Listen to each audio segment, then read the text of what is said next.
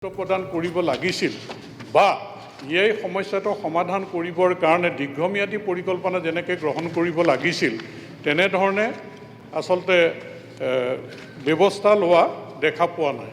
এতিয়া আমি যদি কওঁ যে হাতীৰ সংখ্যা বাঢ়িছে বা এনেকুৱা কথা কিছুমান কয়, কিন্তু আমি যিখিনি হাতী পিয়ল হৈছিলে, হাতী পিয়ল হওঁতে আমি যদি চাওঁ যে 2011 চনত হাতীৰ যিটো পিয়ল হৈছিলে ফৰেষ্ট ডিপাৰ্টমেণ্টৰ ফালৰ পৰা, তেতিয়া হাতী আছিল 5620। তাৰপিছত আকৌ 17 চনত যেতিয়া পিয়ল হৈছিলে তেতিয়া আমি দেখোঁ যে 5719টা, আৰু 24 চনত যিটো পিয়ল হৈছিলে তাত 5824। গতিকে আমি 14 বছৰত হাতী বাঢ়িছে 208, 204টা হাতী বাঢ়িছে। এতিয়া হাতী বাঢ়ি যোৱা নাই, কিন্তু হাতী চৰা বা হাতীৰ যিখিনি ঘৰ এই বনাঞ্চল সংকুচিত হৈছে। গতিকে এই ব্যৱস্থা আমি দীৰ্ঘম্যাদী পৰিকল্পনা গ্ৰহণ কৰিব লাগিব। আৰু আমি 3 বছৰৰ যদি আমি এটা হিচাপ চাওঁ ফৰেষ্ট ডিপাৰ্টমেণ্টৰ হিচাপ মতে, যে মানুহ যদি 3 বছৰত আমি 24, 25, 26 সম্পূৰ্ণ হোৱা নাই, যে এই সময়ছোৱাৰ ভিতৰত 363জন মানুহৰ মৃত্যু হৈছে হাতীৰ হাতত। আৰু আমি হাতীৰ মৰাৰ সংখ্যা যদি চাওঁ, হাতী মৰা সংখ্যা 120টা হাতী মৰিছে। হাতী মৰাটো ৰেলৰ খুন্দাটো মৰিছে, ইলেক্ট্ৰিক লাইনত লাগিও মৰিছে, আৰু বিষ প্ৰাণ কৰাই বা বিষ প্ৰাণ কৰিও মৰিছে। গতিকে হাতীৰ মৃত্যু 120, কিন্তু মানুহৰ মৃত্যু হৈছেগৈ 363। গতিকে এইটোতো চলিয়ে আছে, আজি ৰাতিপুৱাও চলিছে আৰু এইটো চলি থাকিব। এতিয়া আমাৰ যিখিনি হ্ৰস্বম্যাদী পৰিকল্পনা গ্ৰহণ কৰিছে তাত সৌৰশক্তি জড়িত বেৰা দিয়া হৈছে, যে ভূটান সীমান্তত সৌৰশক্তি বেৰা দিয়া হৈছে।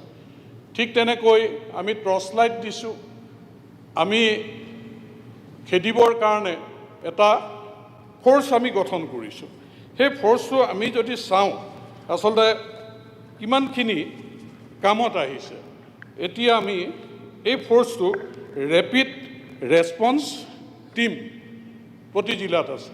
এতিয়া ৰেপিড ৰেছপন্স টীম, এই টীমটো আচলতে প্ৰশিক্ষণপ্ৰাপ্ত হয় নে নহয়, যে তেওঁলোকক হাতী খেদিবলৈ আচলতে এক্সপাৰ্ট টীম এটা প্ৰতি জিলাত থাকিব লাগে বা নামত আছে, কিন্তু তেওঁলোকক গাড়ীৰ যিটো ব্যৱস্থা, তেওঁলোকক যিটো ইকুইপমেণ্ট দিব লাগে, বন্দুকেই হওক, চৰাই মৰা গুলি হওক, এইখিনি দিয়াৰ ক্ষেত্ৰত আচলতে ভালকৈ ব্যৱস্থাটো হৈছেনে নাই।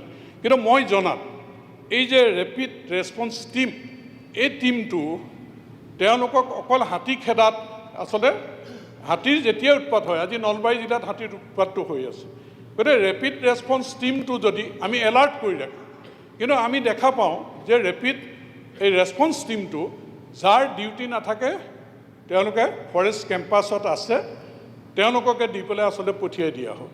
আৰু তেওঁলোকে গৈ পেলাই কাৰোবাৰ গুলি নুফুটে, কাৰোবাৰ লাইট নাই, বা বিভিন্ন ধৰণে তেওঁলোকে ফটকা চটকা ফুটাই পেলাই যেনেধৰণে পৰিৱেশ কৰিব লাগে, আৰু তেওঁলোক গৈ পাই মানে মানুহ মৰিয়ে যায়। গতিকে এইটো আমাৰ সংঘাতটো দূৰ কৰিবৰ কাৰণে এই যে টীমটো প্ৰতি ডিষ্ট্ৰিক্টত য'ত হাতীৰ উপদ্ৰৱটো বা হাতী মানুহৰ সংঘাত আছে, যে প্ৰত্যেক ডিষ্ট্ৰিক্টতে আচলতে এই ব্যৱস্থাটো অলপ সক্ৰিয় কৰাটো প্ৰয়োজন বুলি মই অনুভৱ কৰোঁ। আৰু দীৰ্ঘম্যাদী যিটো পৰিকল্পনা, দীৰ্ঘম্যাদী পৰিকল্পনা আমি ল'বই লাগিব, কাৰণ নহ'লে হাতী মৰি শেষ হ'ব, হাতীৰ হাতত বহু মানুহৰ মৃত্যু হ'ব।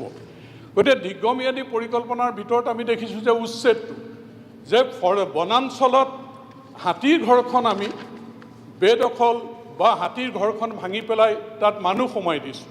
এতিয়া উচ্ছেদ কৰাৰ লগে লগে মাজতে মুখ্যমন্ত্ৰী ডাঙৰীয়াই টুইট কৰিছে যে সোণাই ৰূপাই অঞ্চলত মানুহ যেতিয়া আঁতৰাই দিয়া হৈছে, তাত হাতীৰ এটা মুক্ত বিচৰণৰ এখন ফটো, তাৰমানে হাতী তাত আনন্দত তেওঁলোকে তাত ঘূৰা পকা কৰি আছে। কিন্তু আমি যদি বনাঞ্চল সংকুচিত হোৱাটো শোণিতপুৰ জিলাতে চাওঁ, যে ডিপলুঙা যিটো বনাঞ্চল, সেইটো আমি FRC দি পেলাই এবিঘাও মাটি নাই, আমি শেষ কৰি দিলোঁ। ঠিক তেনেকৈ বিশ্বনাথত বনাঞ্চল আমাৰ শেষেই হৈছে। গতিকে বৰগাঙৰ সেইপিনেও অৱস্থাটো বেয়া, অৰুণাচলীও দখল কৰিছে। আৰু এটা কথা অধ্যক্ষ ডাঙৰীয়া, এই হাতী এটা নেচাৰেলি হাতী পাহাৰত উঠে, উঠা নামা কৰি থাকে। আমি যদি আন্তঃৰাজ্যিক সীমান্তত চাওঁ, আজি নাগালেণ্ড বৰ্ডাৰত জংঘল কাটি তেওঁলোকে চাহ খেতি, ৰাবৰ খেতি এইবিলাক কৰিছে, আৰু যাৰ কাৰণে নাগাসকলে তাত হাতী সোমাব নোৱাৰা ব্যৱস্থাটো তেওঁলোকে কৰি দিছে।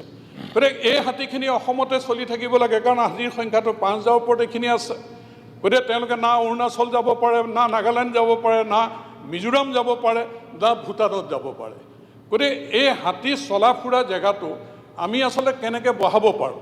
এতিয়া বাজেটত এটা কথা উল্লেখ কৰিছে যে হাতীৰ খাদ্যৰ কথা বা বনাঞ্চলত তেওঁলোকে ড্ৰোনৰ জৰিয়তে গুটি সিঁচাৰে যিটো ব্যৱস্থা কৰিছে, এই ব্যৱস্থাটো কৰোঁতে যদি হাতী খাদ্য যে ঔটেঙাই হওক বা বেম্বো হওক বা চোৱা গছেই হওক, যে হাতীৰ খাদ্য যিখিনি গছ পুলি আমি যদি সেই বনাঞ্চলত এতিয়া যিটো আমাৰ বাজেটত ব্যৱস্থা কৰিছে, সেইখিনি যদি আমি হাতীৰ খাদ্য প্ৰস্তুত কৰাৰ কাৰণে আমি পৰিকল্পনালৈ কাম কৰোঁ, এইটো এটা আমাক হয়তো সকাহ দিব, নহ'লে এই সংঘাতটো বাঢ়ি যাব।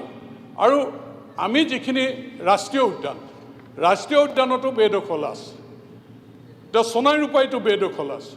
গতিকে আমি নামেৰিত আমি আচলতে বিধায়কসকলৰ এই ক্ষেত্ৰত সহযোগিতা আগবঢ়াব লাগে, যে নামেৰিত আমি যিটো জেগা নামেৰিত তাত বেদখল হৈছিলে, ৰঙাজান মেহেৰবস্তি 46 ঘৰ তাত বেদখল হৈছিলে। আজি 7-8 মাহ আগত এভিকশ্যনো হৈছিলে। সেই মানুহখিনিৰ লগত কথা পাতি, গোৰ্খা মানুহ আছিল সেইখিনি, মই চকীঘাটত সেই মানুহখিনি আনি সংস্থাপন কৰিলোঁ। আজিৰ তাৰিখত নামেৰি বেদখল মুক্ত।